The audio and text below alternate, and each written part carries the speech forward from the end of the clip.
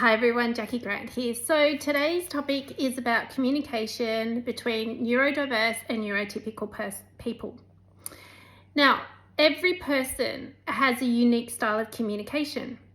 Every person has life experiences which have either seen them succeed in life or have trauma, have different points of reference in their life.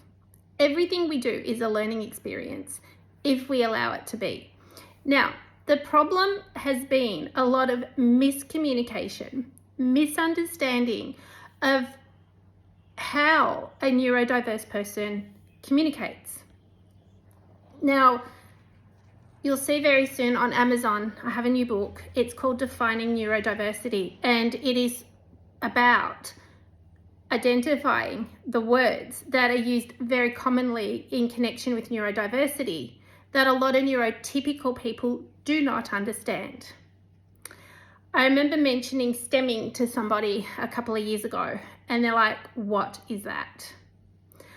I remember talking about how I can be very blunt at times and miss social cues, and they said, oh, everybody can do that. So it was very dismissive.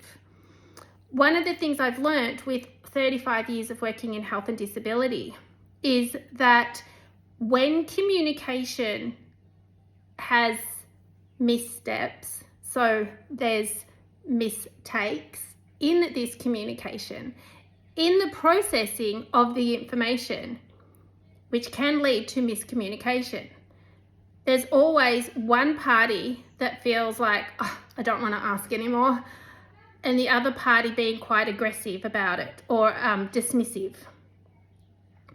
I've seen it. It has been where complaints have come up in health services, miscommunication. So with this book, the goal is to help improve the communication. And what if we were all of us, not just one group, but all could sit back and say, this is how I communicate. A little bit like there's love languages. So how we express love to another, how we receive love. So it's all about getting the message across. And what if it was okay if we were all comfortable enough to say, actually, I don't really want to talk about this topic. It's quite triggering for me. And that's okay. It's respected. It's not a rejection. It is, I'm triggered. I'm not comfortable. Because one of the things that with neurodiverse community, people who are neurodiverse, is that there is very clear clarity on what is comfortable and what is not. But often when that is expressed to a neurotypical person, it's like, get over yourself. Don't worry about it. Oh, I can't. I'm hyperfixated on that now, and I'm not going to be able to let that go. I'm going to have to go and research. I'm going to have to learn everything I need to know about this to feel safe again, because often it is coming back to feeling safe. Safe to have healthy boundaries in place and safe to implement those boundaries. Now, often communication styles, as we know, are all different. Some people like written, some people like verbal, some people actually don't like to communicate very much at all. They're just really happy in their own world, and that's got to be okay because we are not all the same. And often neurotypical people will use subtle clues, subtle cues as well. So clues and cues, such as, oh yeah, that's been great, yep. And the person's still talking and they'll go, yep, so anyway, what about this? And they're just avoiding topics. They're moving people on, or they're trying to get away. They're finished with the conversation, but they don't say it. They don't want to be rude and interrupt. Whereas a neurodiverse person may turn around and go, yep, this has been great, gotta go.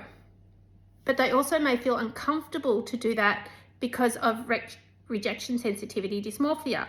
So for the neurotypical person, it's very clean cut, but they don't always say it clean cut. They don't always say what they mean. They just will do polite cues. Yep, that's great. that they're really not interested, but the neurodiverse person may miss that or misinterpret that, and that's okay.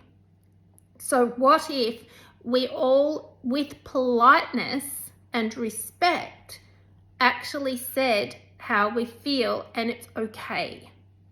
I do this in my life more and more, but I also have to choose times when I do it. I've also made the choice to not mask as often as I did in the past, because the masking itself causes trauma, and also it's exhausting to have to mask all the time just to keep someone else happy. And what I'm learning more and more is that certain people don't want to hear it when I put my boundaries in place. And I've had clients come to me with the exact same issue. I worked with a lady last week and she was like, my family don't listen when I say, that's actually triggering for me. But when I share an idea that might be my way of viewing that same topic, they think that it's now okay to take it to that degree. Like, just to let you know that there's going to be a food shortage, for example. That might have been the topic.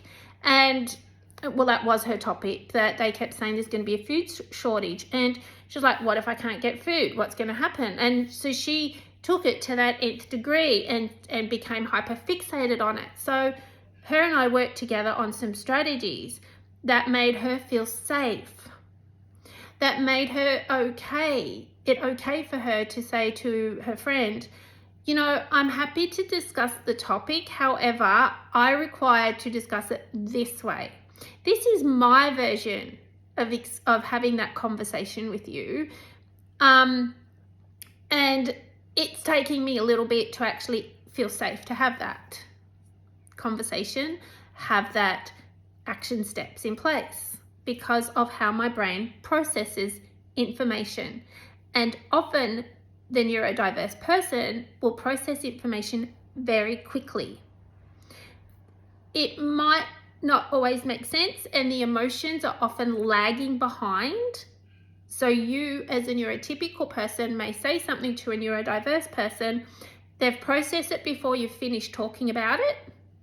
The emotions are still catching up, and it could be after you end the call or the conversation that their emotions have suddenly hit them like a wave. It's like a big wave. It just comes crashing down. And it's like, oh my gosh, like doomsday. And then it's now we're down the rabbit hole.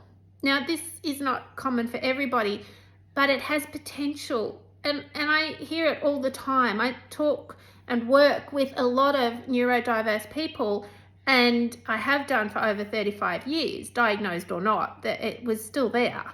And I always knew I adapted my communication styles and my coaching style to work with the individual where they were at.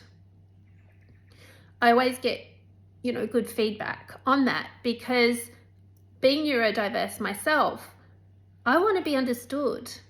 I want to be able to have healthy boundaries and have conversations with people and enjoy life. I don't want to be feeling like I'm getting anxiety over a particular topic or something that may or may not happen. So when it comes to communication, let's stop and have a little bit of respect for each other. There is no right or wrong. It's about how do we each communicate. It's not about having to change who you are, but it's about being okay to say, I'm not okay with this conversation.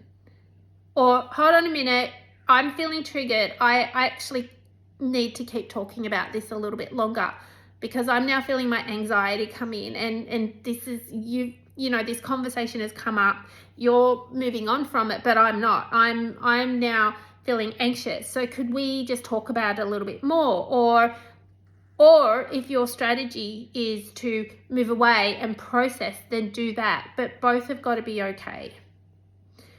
So let's, as a community, as people, as individuals, work on listening to the other person, acknowledging that people process information in different ways at different speeds. And some things are going to be triggering for others. They might not be triggering for you, but they may be for others. And it may always be that way for them, and that is okay. I hope this helps, that we can start breaking it down. Now, the book Defining Neurodiversity has the different words. It goes into a little bit on communication. Some of my other books go a little bit deeper. I just wanted it to be a guide that can help people understand the neurodiverse world a little more, because with knowledge comes power. Have an amazing day and keep up the great work. Let's keep showing each other respect.